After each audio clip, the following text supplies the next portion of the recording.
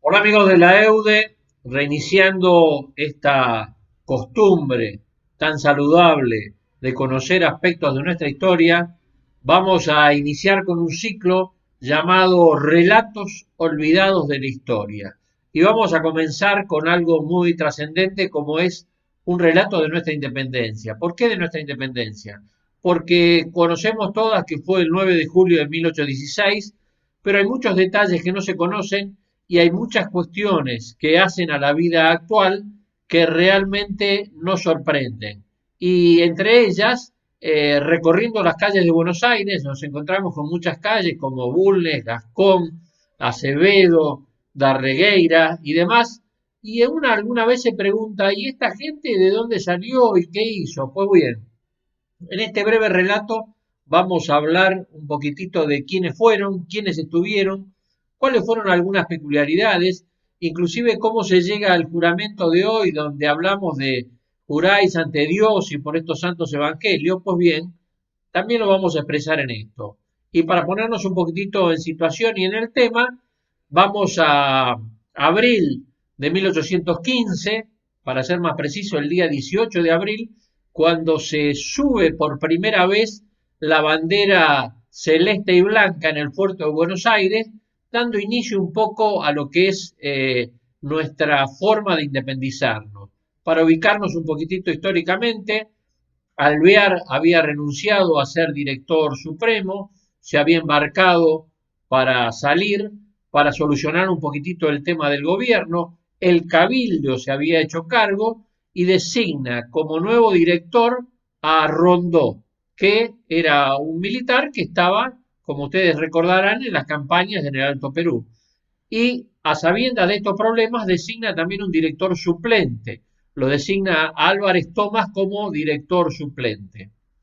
A partir de ese momento, San Martín, que estaba haciéndose cargo del ejército y tenía sus ideas revolucionarias y había pedido su relevo por enfermedad, empieza a probar estas cuestiones, se instala San Martín, había logrado instalarse como gobernador de Cuyo y aprueba que nuevamente se lo haya desplazado a Alvear, por algunas desavenencias que tenían, que será motivo de otra charla. Artigas, otro influyente caudillo del momento, estaba aglutinando no solamente a la banda oriental, sino a Santa Fe, Córdoba, Corrientes y Entre Ríos. Y cuando se entera de que lo habían desplazado a Alvear, y se pone contento porque dice que el pueblo ha logrado tener su soberanía. Este nuevo cabildo determina una junta observadora que es la que controlaba lo que hacía el Poder Ejecutivo, que era el director supremo de ese momento, que en estos momentos, vuelvo a repetir, que Rondó se encontraba en el norte, se hace cargo Álvarez Tomás. Y a su vez, esta junta, con la aprobación del Cabildo, determina un estatuto provisional. ¿Para qué? Para reunir un congreso para determinar una nueva constitución o una constitución, porque no la había todavía, y que en esa constitución estuviera una nueva forma de gobierno. Y también determina que esta reunión de este Congreso, en base a la cantidad de provincias, que en ese momento todavía se llamaban las Provincias Unidas del Río de la Plata, se encuentre en un lugar equidistante de todos los lugares y se determina Tucumán como ese lugar para reunirse. Artigas hace una reunión con todas sus provincias para ver si se aprobaba o no se aprobaba y mientras tanto en este estatuto provisional Álvarez Tomás lo manda a todas las provincias diciendo que eligieran un diputado cada 15.000 personas o una fracción no inferior a 7.500 y por cada cantidad de habitantes de esas provincias se iba a determinar cuáles iban a ser aquellos que iban a estar involucrados. Muy bien.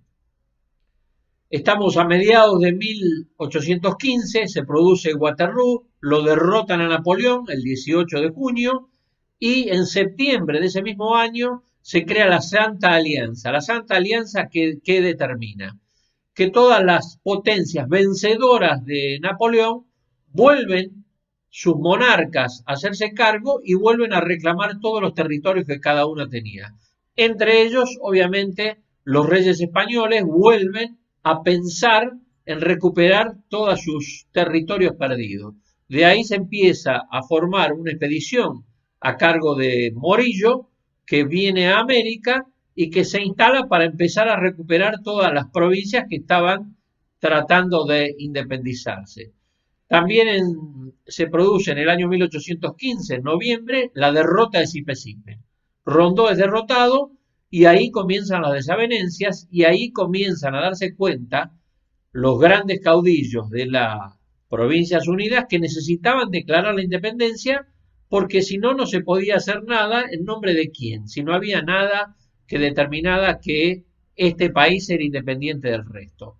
San Martín es el que empieza a presionar a todos sus delegados, a los que va mandando al Congreso de Tucumán, para que se declare la independencia.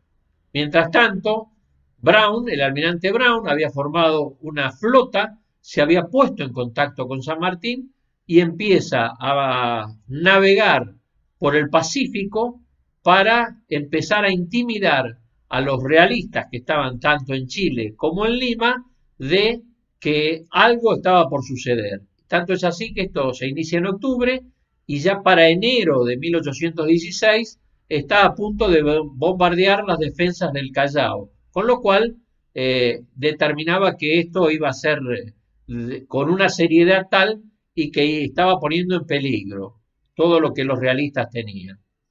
Muy bien, Álvarez Thomas, director suplente, le avisa a todas las provincias que se iba a iniciar el Congreso en enero de 1816 en la ciudad de Tucumán. El Congreso se inaugura el 24 de marzo de 1816 y van todos los delegados ya enviados a las distintas provincias. Del litoral, Artigas se rehúsa a enviar delegados por parte de la banda oriental, de Corrientes, de Entre Ríos y de Santa Fe. Córdoba dura un poco y después envía a sus delegados. Y ya en abril del 16 está la famosa carta que le envía a San Martín al delegado por Mendoza, Godoy Cruz, donde le pide que se agilice la declaración de la independencia y donde dice que es más sencillo que un americano produzca una botella a que se declare la independencia. Y como fin de esa carta le dice que para los hombres de coraje se han hecho las empresas. Muy bien. El 2 de mayo, la Asamblea determina que el directorio necesita tener una persona firme, una personalidad firme, entonces se determina que Pueyrredón, que era un delegado, un diputado ante el Congreso de Tucumán, se hace cargo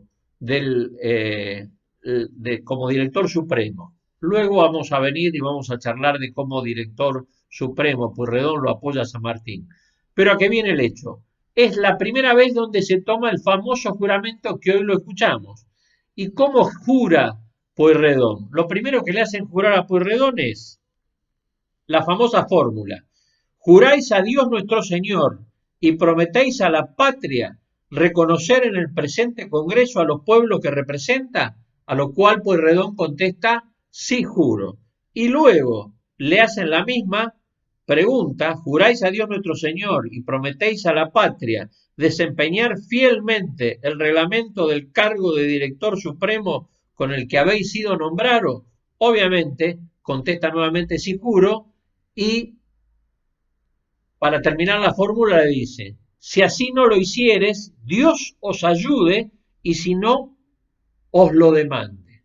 Ese es el inicio de esta fórmula que tanto la conocemos hoy en día para las juras y demás. Muy bien, esto fue en mayo, en 3 días antes del 9 de julio, es decir, el 6 de julio, Belgrano expone esa nueva forma de gobierno que él intuía que era una forma de quedar medianamente bien con los gobiernos monárquicos que estaban, donde propone que un descendiente de los incas se haga cargo del gobierno y que se fije en determinada forma cuál va a ser el lugar.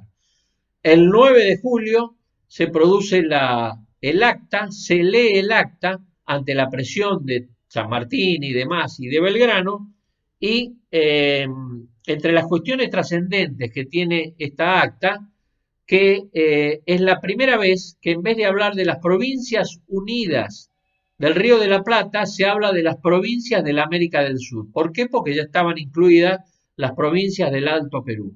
Y si vamos a hablar de cuáles son las provincias esas, les voy a hacer un relato de cuáles eran y quiénes eran los diputados, porque son nombres que ahora los conocemos y por ahí no los tenemos en cuenta.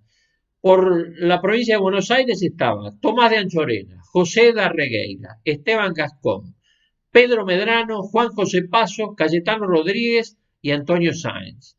Por Catamarca estaba Manuel Acevedo y José Colombres. Por la provincia de Charcas estaba José Malavia, José Serrano y Mariano Sánchez de Loria. Por la provincia de Chichas, que era Potosí, donde estaba el dinero, José Pacheco de Melo.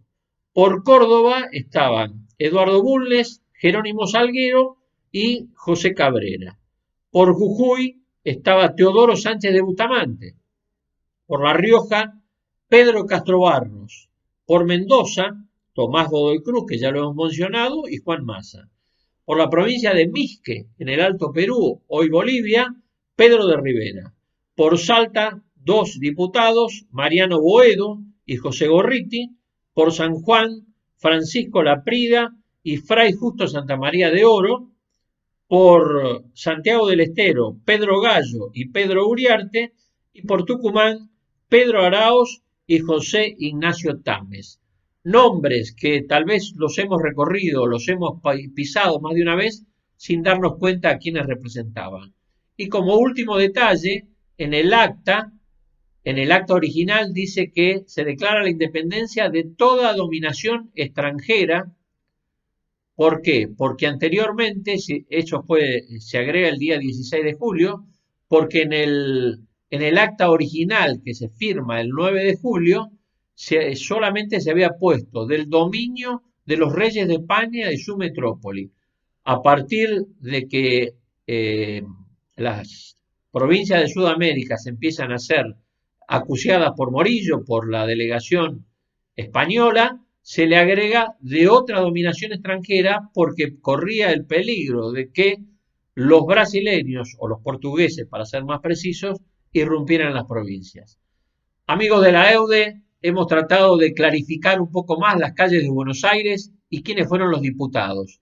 Los espero, Dios mediante, en el próximo relato de las historias olvidadas de nuestro país. Un gran abrazo y espero que les haya sido muy interesante.